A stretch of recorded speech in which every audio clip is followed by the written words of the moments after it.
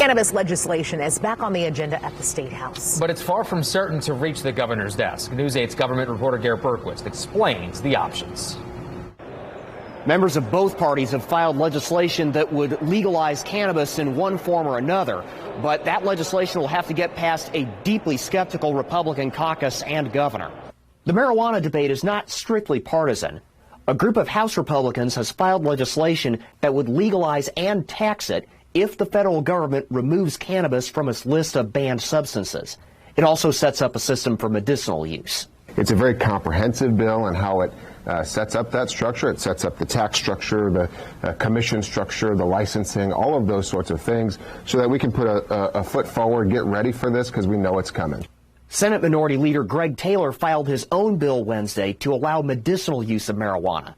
You would have to have a written recommendation from a doctor, and you could only use it for conditions the state recognizes as treatable with cannabis compounds.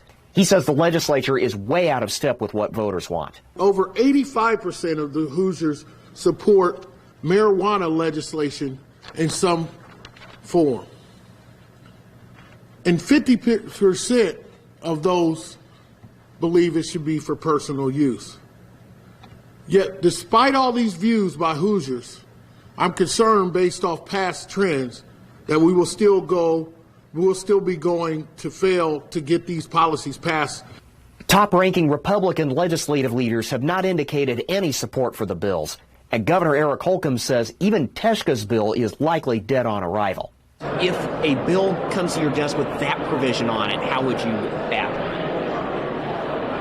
Well, that's an if with a capital I and a capital F twice. Look, call me old-fashioned, but I'm going to uphold the rule of law. And right now, as I see and interpret it, it's still illegal according to the federal government. So far, none of those bills have been scheduled for a hearing. At the State House, Garrett Bergquist, Wish TV, wishtv.com, and follow us on Facebook.